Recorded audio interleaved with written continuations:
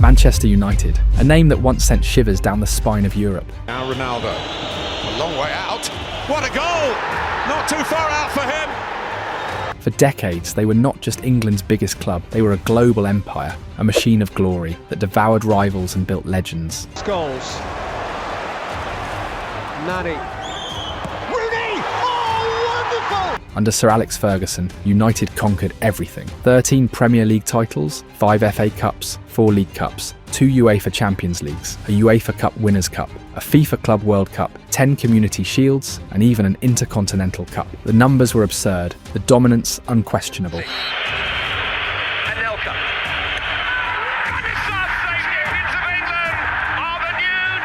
Old Trafford was not a stadium, it was a theatre of fear. But when Ferguson walked away in 2013, the empire collapsed. The once unshakable giant of English football began to crumble, and more than a decade later, the fall looks endless. €2.25 billion spent, 208 signings, and 10 managers later, United are no closer to finding an identity. The biggest club in England has lost not just its consistency, but its respect. What's going on at Man United?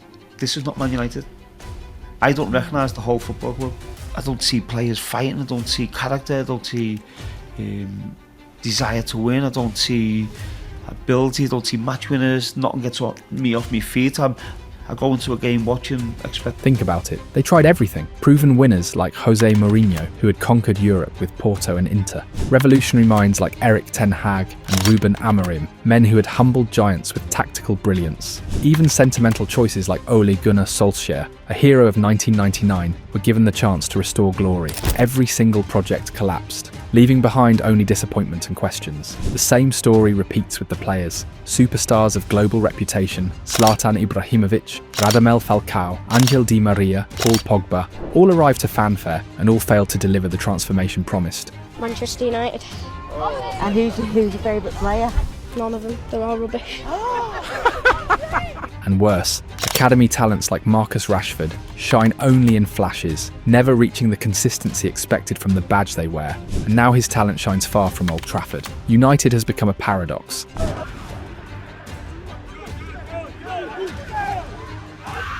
A club rich beyond imagination, but poor in footballing identity. A team with world-class facilities, but unable to translate it onto the pitch. A squad built with more than €2 billion, but too often outclassed by sides with a fraction of that budget. What really happened? How did a club that once stood above Liverpool, Arsenal, Chelsea and Manchester City become a shadow of itself? How did the theatre of dreams become a place of nightmares? This is not just about losses on the pitch. This is about a cultural collapse, a systemic failure that no signing or coach has been able to fix. It's about a club that has become addicted to short-term answers, chasing ghosts of the past instead of building for the future. In this video, we will break it down. We will look at the money wasted, the tactical chaos, the failed leadership, and the broken identity. We will explain why Manchester United, the biggest club in England, has lost all respect, and why the end of this nightmare might be even closer away than fans believe.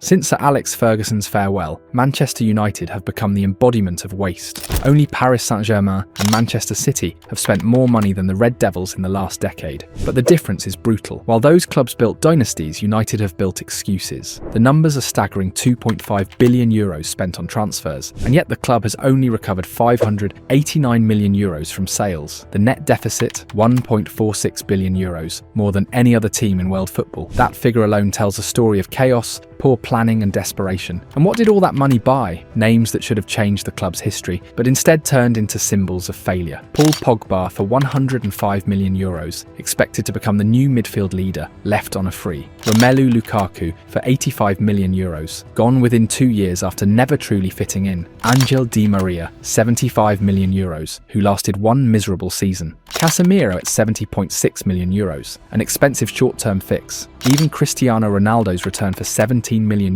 became a soap opera that ended in rupture. For Man United, it's difficult because a lot of players have gone there with ability and reputation and have struggled over the last few years, so it's difficult. I think what United at the minute need to do is really identify a core group of players who can help sustain the club over the next 2 or 3 years, and instead of going for, which they've done in the past with Lukaku, with Pogba, with Zlatan, going for superstars in name. The so-called future stars have not been any better. Antony for €95 million, who has become one of the most questioned transfers in Premier League history. Jadon Sancho for €85 million, exiled from the squad after public clashes. Rasmus Højlund for €77.8 million, still more promise than product. Anthony Martial for €60 million, the eternal next Thierry Henry that never arrived. Onana €50 million for the worst goalkeeper in Manchester United history. These are not just bad signings. They are case studies of a broken recruitment system. To move some pieces, but I prefer like that. I will put Vital before I put a player that don't give the maximum every day. So I will not change in that. And here is the most damning fact. With all that talent, 10 managers, and billions spent, United have only won 7 trophies since 2013. In the same time frame, Pep Guardiola has redefined dominance across town. From 2016 to 2025, Manchester City collected 18 titles, 6 Premier Leagues, 4 League Cups, 3 Community Shields, 2 FA Cups, a Champions League, a UEFA Super Cup, and a Club World Cup. City are building an empire. United are burning money. The contrast is terrifying. After spending €2.5 billion, the current squad value of Manchester United is just €723 million, only 10th among Europe's elite clubs. It's boring. It's not. It's so difficult. Because before, do you know what? It was the money. It was the reason why Man United should have won all the titles. All of them. And the For comparison, Manchester City are valued at €1.23 billion, Real Madrid at €1.40 billion. It is almost half the value of their rivals, and that gap is not just financial, it reflects a deeper truth. United are no longer operating at the same level of ambition or clarity. Stylistically, there has been no identity. Since Ferguson left, 10 coaches have tried and failed. Ryan Giggs, Louis van Gaal, Jose Mourinho, Ole Gunnar Solskjaer, Michael Carrick, Ralf Rangnick, Erik ten Hag, Ruud van Nistelrooy, Ruben Amorim, each one supposedly the start of a new era, each one dismissed as another failed experiment. There has been no long-term project, no continuity, no DNA. Even at the board level, the instability is contagious. Dan Ashworth lasted only 4 months as sporting director before walking away with a €4 million severance. Manchester United are not just losing matches, they are losing their very sense of self. What nobody could have imagined is that the golden books of Manchester United's history, filled with titles and records, would be stained by more than a decade of failures and humiliations. 12 years ago, nobody would have thought the Red Devils could collapse in a European final against a club with far less history. Yeah, just a Brennan Johnson chance. Oh no.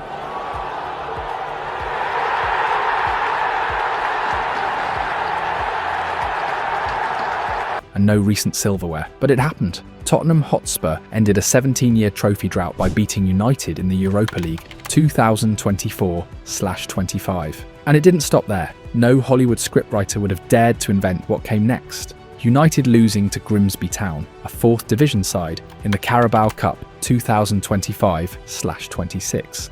The match could have ended 0-3, and although it was decided on penalties, the humiliation was already written. Hasta que el árbitro le dice que es ahí. Carrington indica que esto tiene que seguir. Centro de Bernam, segundo caño. ¡Onana! ¡Salió muy mal Onana! ¡Gol! For United fans, the glory days feel like a distant memory. Now they live with a constant fear. The next disaster is never too far away. The real problem burning Manchester United from the inside is what Jose Mourinho once explained perfectly: football heritage. Otamendi, Kevin De Bruyne, Fernandinho, Silva, Sterling, Aguero, they are investments from the past. Not from the last 2 years, from the past. Do you know where are many of United players that left the club last season? See where they play. Where they play, how they play, if they play. Since Sir Alex Ferguson left after 26 years and 28 trophies, sitting in the United dugout has been like stepping into an electric chair. David Moyes was the first to try. He was billed as the natural successor, but less than a year later he was gone. 51 matches in charge, a 7th place finish, and no European football. Then came Louis van Gaal, a man with a glittering CV from Ajax, Barcelona and Bayern. He gave United 1 FA Cup, but 2 seasons of uninspired football, finishing 4th and then 5th, ended with the Dutchman sacked just 2 days after lifting silverware. Winning wasn't enough to save him. Jose Mourinho arrived with pedigree and authority. His first year delivered the Europa League, and for a moment it looked like the rebuild had begun. But after that, the cracks widened. One of the best jobs of my career to finish second with Manchester United in the Premier League. You say this. Internal tension, no further trophies, and by mid-season of his third year, he was out. Ole Gunnar Solskjaer followed, the legend from '99 meant to heal the wounds. He gave fans a Champions League run and a Europa League final, but no titles in almost 3 years, and the romance collapsed. Then came Erik ten Hag, the modern thinker from Ajax. He won 2 domestic cups, even beat City in a final, yet what fans remember most is his very public clash with Cristiano Ronaldo. After 128 games, he too was dismissed, and now Ruben Amorim, brought in as the new saviour from outside England. 11 months later, United are 15th in the league, beaten in the Europa League final by Spurs and humiliated in the Carabao Cup by 4th tier Grimsby Town.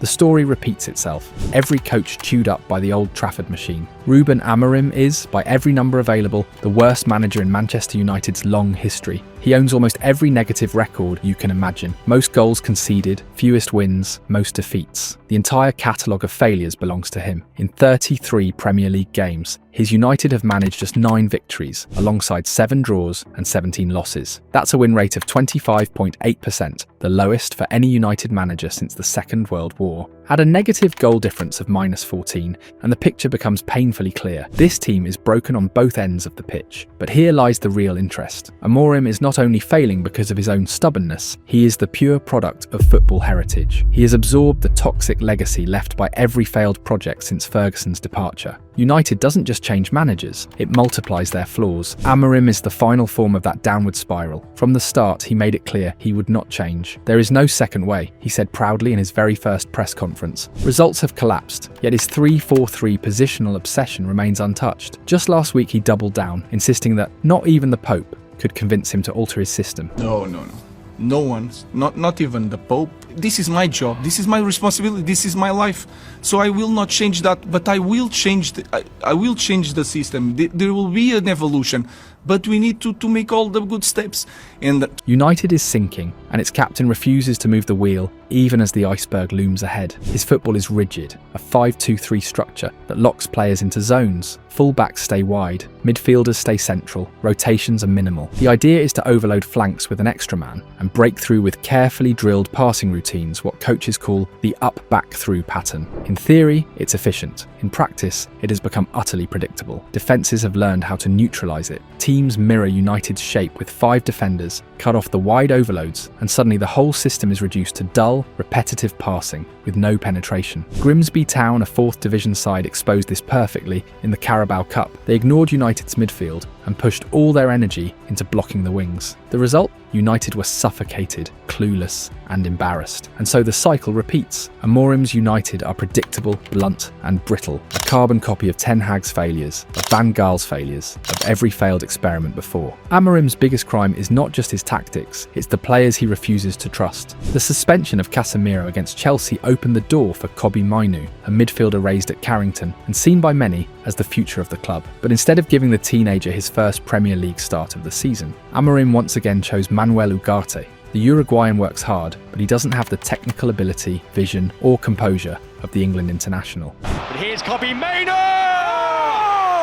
Nobody was surprised. Amorim has never valued Mainoo, simply because he doesn't fit into his rigid system. And Mainoo knows it. That's why he asked for a loan move at the end of the transfer window. Not because he wants to abandon United, but because he sees no future for himself while Amorim is in charge. The request for a loan rather than a permanent exit says it all. He still dreams of being part of United's future, but he assumes the manager won't last. And Mainoo is not alone. Amorim's rigidity has pushed away some of United's brightest talents. Marcus Rashford was forced out after years of carrying the club. Alejandro Garnacho, one of the most explosive young wingers in the Premier League, also departed under his rule. Even Rasmus Højlund, a striker who was ready to fight for his place, was discarded, left without the trust a young forward desperately needs. It's always the same reason. So what is that reason? The reason is the training. The way I see what a footballer should do in training, in life, and is every detail.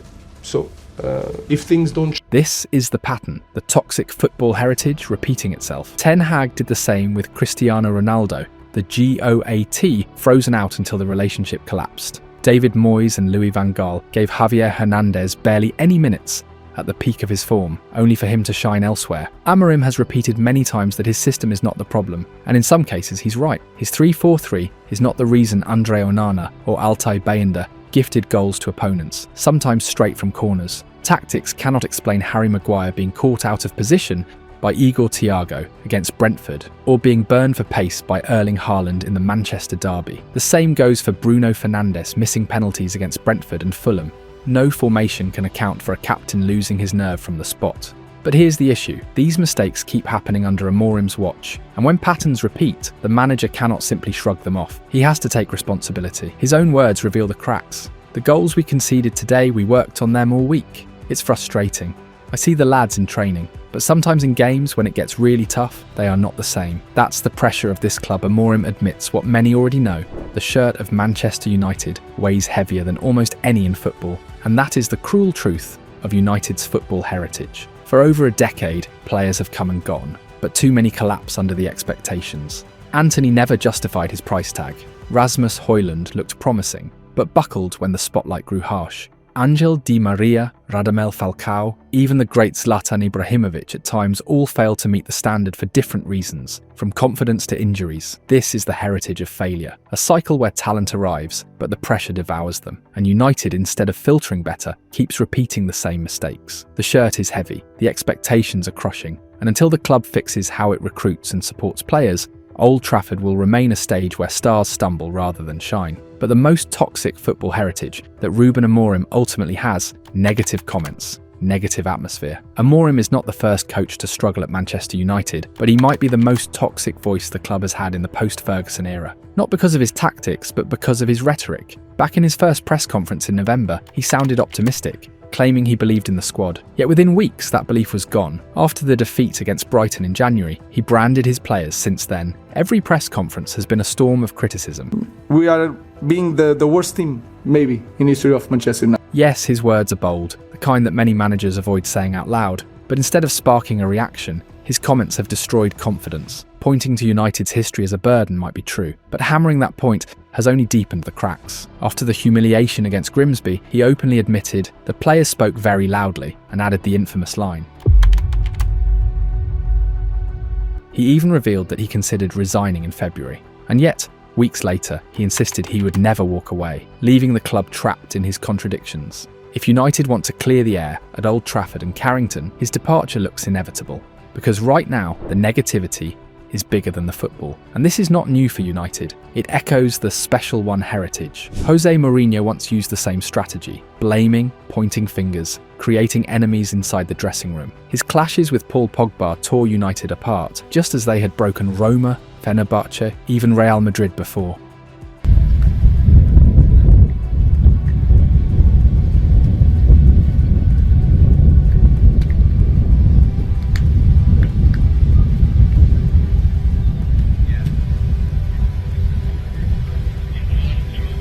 Amorim, in his own way, is following that same destructive cycle, a heritage of conflict that always ends the same way, with the dressing room in flames and the manager out the door. The results speak for themselves. The defeat at Brentford left Amorim with just 34 points from 33 Premier League matches in charge of United. That's an average of only 1.03 points per game, numbers that should terrify a club of this size. To put it into perspective, at that pace, United would finish the season with 39 points. That's the same tally that saw Blackpool and Birmingham relegated back in 2010/11, the very same season Manchester United lifted the league title under Sir Alex Ferguson. The contrast could not be more brutal. Now, the level at the bottom of the table has dropped in recent years, which makes it unlikely that United will actually go down. But that doesn't change the reality. This is a team spending more time looking nervously over their shoulder than fighting for European places. The message is clear under Amorim: Manchester United are playing at a relegation pace. At the start of this video, we told you that United's problems were closer to ending than to dragging on forever. And right now, after going through every disaster, every humiliating defeat, every toxic cycle, you might be thinking, you're mad, this club is cursed, first, there's still so much more suffering ahead. But no, the truth is that the Amorim chapter feels like the final act of this long, painful drama. Everything points to him not finishing the season, and when that happens, the responsibility will fall on Ineos to finally learn from the endless mistakes of the past decade. No more arrogant managers who refuse to adapt. No more stubborn tacticians who stick to rigid systems no matter what. No more coaches who ignore the strengths of their own players. This time, the choice has to be right. If I speak, I am in big trouble.